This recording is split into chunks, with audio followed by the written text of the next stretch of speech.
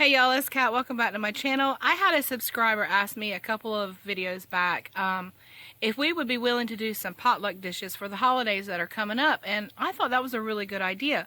So I got a hold of Taylor Elmore and Shauna from Mrs. Dickinson 1910 and Tamara from Southern Wife Everyday Life, and they also thought that it was a good idea. So instead of doing just one recipe, what I have done is ask these ladies to create a video to where we can make a playlist for y'all to where you have recipes galore to last you through the holidays.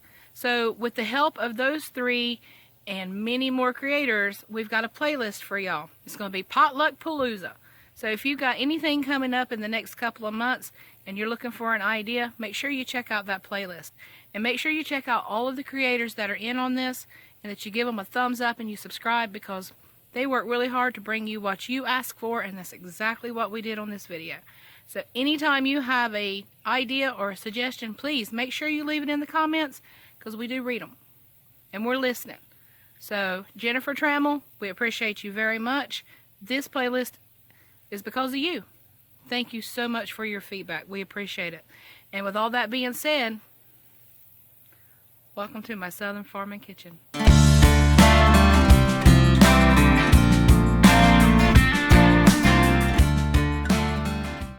I first had this recipe for, well, they're typically called funeral potatoes, but it seems so sad. So I changed the name a couple years ago to fellowship potatoes. So the history of them is that it was an easy dish to make, to take to someone's house when when someone had passed away. It was easily reheated and that kind of thing, but change it to fellowship potatoes because it just seems so much chipper. Calls for one medium onion, but what I have is one ginormous onion. See there? So I'm just going to cut that in half, and I'm going to dice it up really good, get it in the pan, and then I'm going to show you how to make this step by step. It's very easy. It's cheesy, crunchy, deliciousness. That's a lot of adjectives, y'all.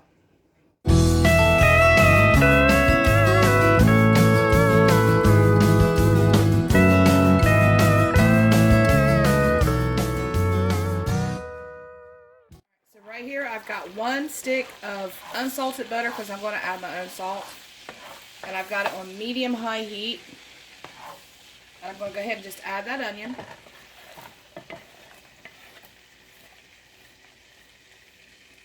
Now, I saw this recipe a couple of years ago, maybe 3 years ago, on the Pioneer Woman. And I was so ecstatic because I was, for the first time ever, we shared a very similar recipe, and I was so tickled. I was like, oh my gosh, we make the same foods. We're just BFFs. We really are. We just don't tell anybody. Okay, I'm kidding. Anyway, so I got the onion in there like so, and I'm going to start to render it down in that butter. Can't be bad in butter, right? But I don't want it to brown completely. I just want it to start getting soft, and then I'll show you the next step. So it'll take a couple of minutes.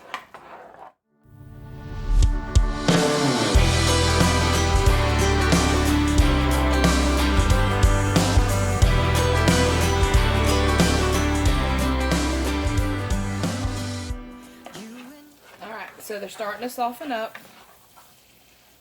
Getting, like I said, I don't want any color to them, but they are starting to get a little bit soft. I can kind of just put my spoon through them. Now, I'm going to add a 1/4 cup of flour. Make that roux. These are creamy and cheesy, and they're just really good. And we eat them right by themselves, and that's what we're going to do tonight. We're going to eat them right by themselves. These are perfect for potlucks and, baby showers where, everybody brings a covered dish, or anything like that. Holidays, really good for the holidays. It's a very good side dish. But really good for potlucks because they hold up really well. So I'm just going to cut my heat down just a little bit. I want to cook out that raw flour taste. Now I'm going to add a little bit of salt and pepper. That's about all I'm going to add.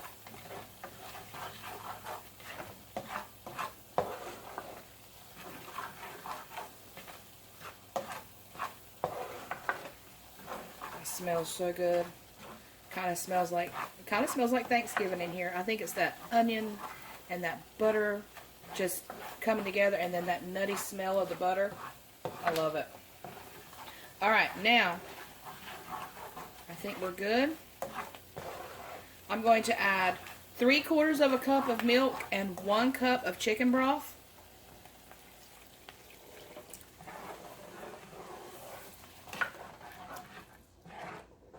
You're going to see it start to come together.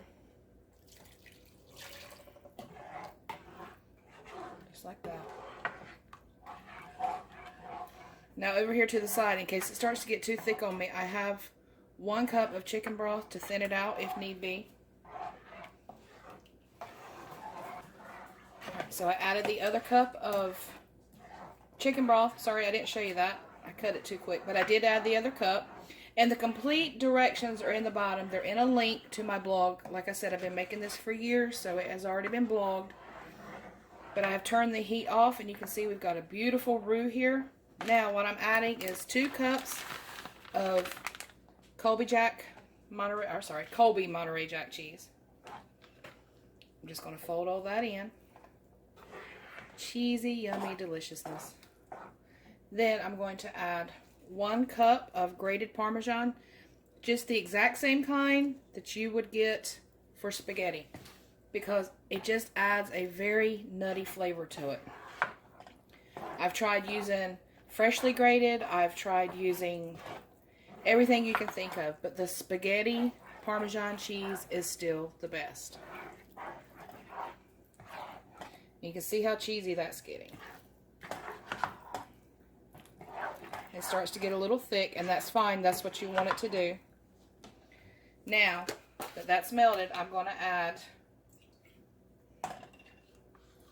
about 4 ounces of sour cream. So about half a container, half of an 8-ounce container of sour cream. And we're going to let that melt.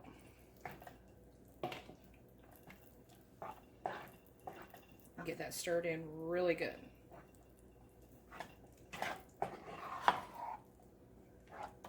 See how all that cheese starts to come together, and then the sour cream starts to kind of make it a little looser. That's perfect. That's absolutely perfect. Definitely use a non-stick pan for this because it is very cheesy.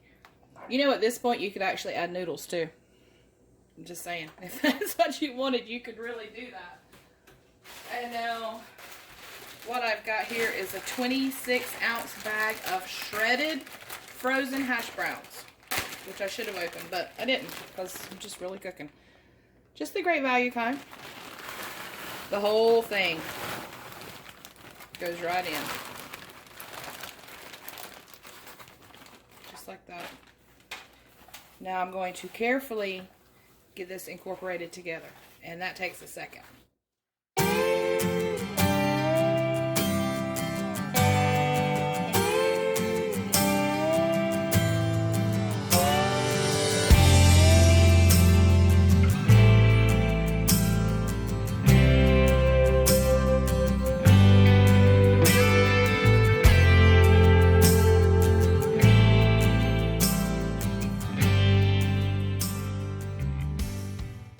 Have enough butter.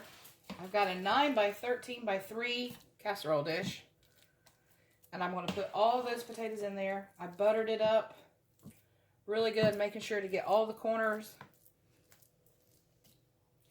That smells so good. You're going to put every bit of it in there. And I have made this before, y'all. You can add diced ham to this. That is really good. Really, really good. Get all that in there, all that deliciousness. All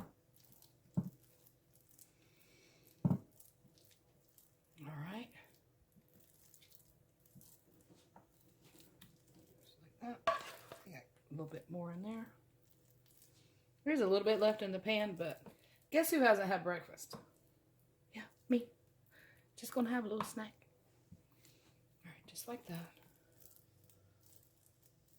Now, it's all in there. Beautiful. I'm going to show you the best part. You're not going to believe it. This is the best part. This is the best part. This is where we eat potato chips and call it supper.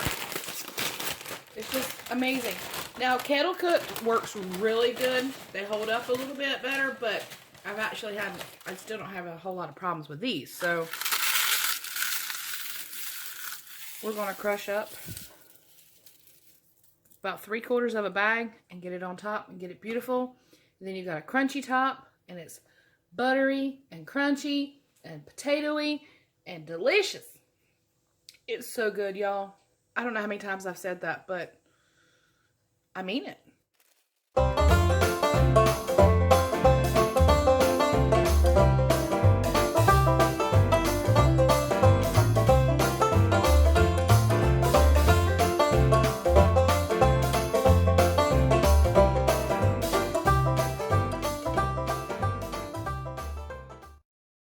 Half a stick of melted butter.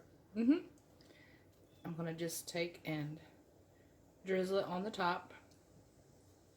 It kind of holds the potatoes together. It adds a lot of flavor. It makes them browner. Makes them good. It's just really good. It's a very buttery dish. And as many recipes as I've seen out there for it, they all call for quite a bit of butter. So, who am I to argue with tradition? Alright. There we are. That goes in the oven, 350 degrees for about an hour. Or, if your oven runs hot, until it's brown and bubbly and perfect.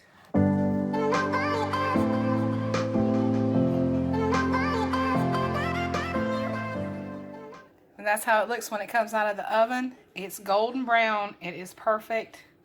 Just let it sit for a little bit before you decide to cut it.